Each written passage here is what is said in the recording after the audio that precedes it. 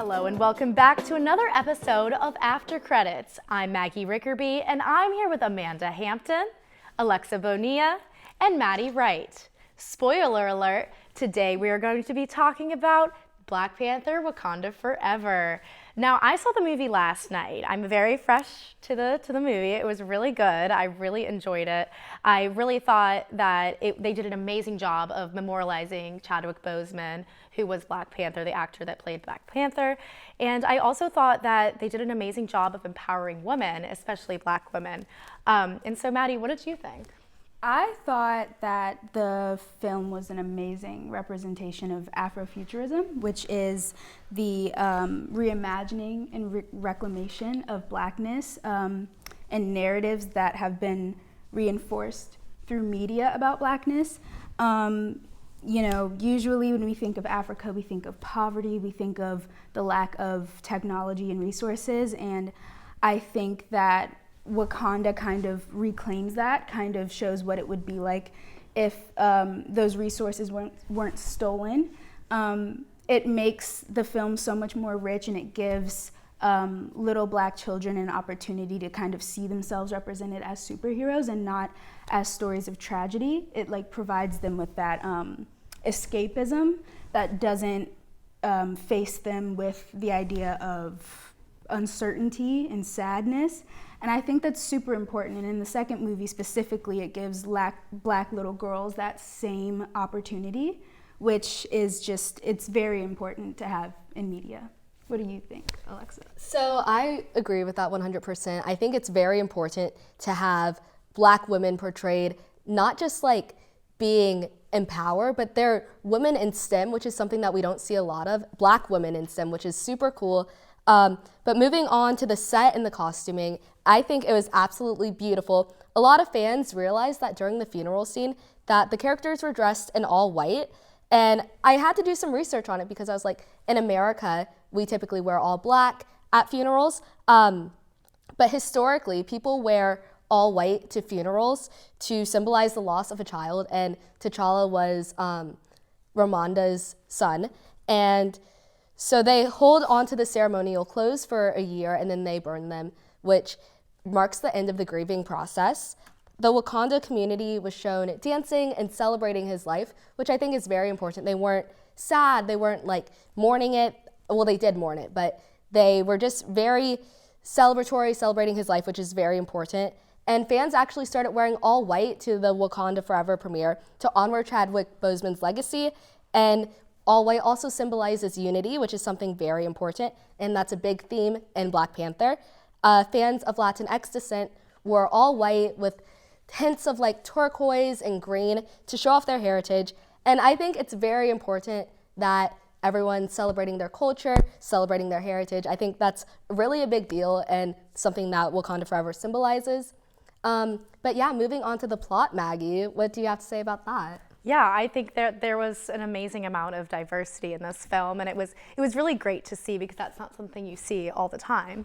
So moving on to the plot, I think that they did, such an amazing job of memorializing Chadwick Boseman. They made it very real. There was no CGI. They didn't show him, or recreate anything.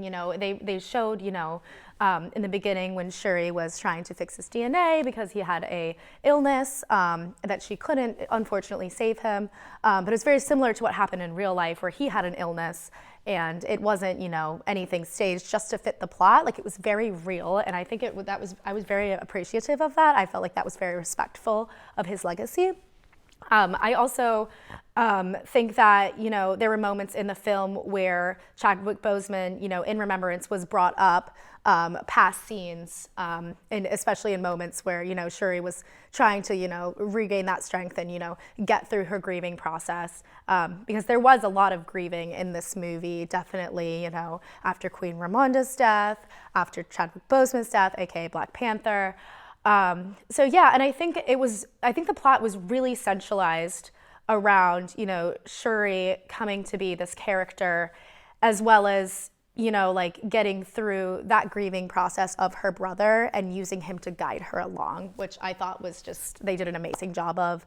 And I also wanted to say, you know, like when I was in the theater and Chadwick Boseman was on screen in Remembrance, there was just like this silence, and silence can be so loud, but it made me feel really connected to the people I was watching the movie with, because I felt like there was just this respect and this, you know, moment of recognizing, you know, this amazing actor that, you know, had made such an impact on so many people. So so I know like this grieving process was a really big thing for, you know, Shuri's character development, which Amanda, I know you wanted to talk about. Shuri in a grieving process. So when we look at Shuri's character, played by the amazing Wright, at the beginning of Black Panther, we see this girl who's sort of, you know, sarcastic and bubbly, and who's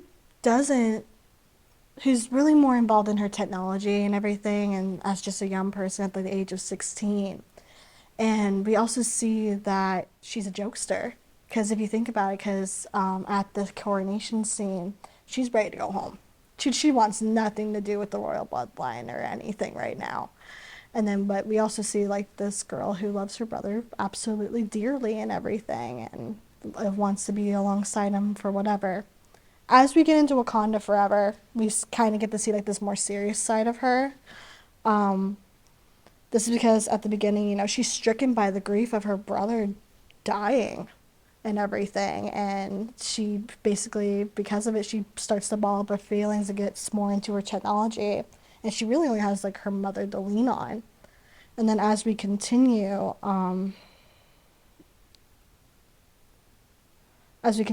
after her mother's death, she gets this sense of revenge and vengeance that she wants on the Namora and the Talokan. And then from there, she, throughout the movie, as she's grieving the process, she's going through like trying to take her brother's DNA and the DNA from, I think, Namora, and combine that together in order to create a heart-shaped herb that she takes, and which causes her, as soon as she takes it, to become the Black Panther. She goes to this ancestral plane where we see Killmonger. This is because, you know, she took the herb more out of vengeance than wanting to be in the spiritual mantle. And then once we get to the battle scene and everything, from there, we sort of see her vengeance and rage just go out on him, go out on Namora and everything, to the point where, in the end, you know, when we see her mother, show her, you know, your true side of yourself, the true side that we know and love from the first movie, your jokester side, your spiritual side, your truthful side. And I think that's what really guides her in the end to letting go of that grieving process from her brother. Yeah, definitely. I think there was a huge character development with her, and it was very empowering, you know, to watch her go from, you know, this kid with such a strong and bright mind into like a very powerful woman and a woman leader, which I thought was just really inspiring. And then also I wanted to discuss, you know, the actual after credits scene. I know that's something that we've all been waiting to discuss. So usually they have the after credits scene at the very end of all the credits, but this time they had like mini credits for the movie after Rihanna's song, and then they had the little scene. So in that scene, we find out that Prince T'Challa kind of had a little bit of a secret life behind screen, which is something I read when I was, you know, looking at this, because I was like, I want to find the explanation for this, you know, end credit scene.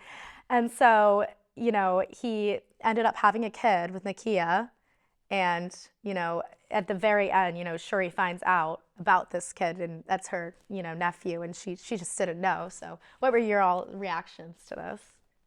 Well, I thought that was really sweet. Another way to just bring up his memory and kind of give you an inkling of maybe some things that we might see in the future. I thought that was really sweet. I think it shows that his legacy is going to continue through Shuri and through his son.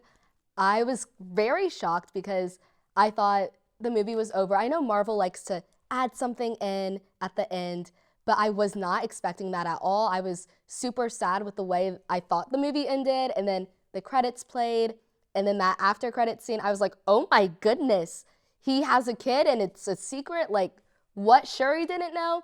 But I was really glad that Queen Ramonda knew about it before she died, because that was something that I was really wondering about, and they cleared that up in the after credit scene. So that just gave me some peace of mind knowing that she got to meet her grandson. Oh no, and I agree. I was in utter complete shock as you all were and everything. But it's also very interesting to see where Marvel's going to take this with his son because, you know, with the secrecy of like the pregnancy and of course, you know, she was exiled to Haiti and everything, Nakia. So just seeing where that's going to go in the Marvel phases is going to be very, very interesting. Yes, I am very excited to, see where that all takes us. But I really enjoyed talking with you guys today, about this movie. I think it was a wonderful movie, and I'm really excited to see where the MCU universe goes from here. I'm looking forward to hopefully doing another after credits, maybe the next Black Panther. I don't know, we'll see. But yes, thank you guys so much for tuning in, and this has been After Credits. See you later.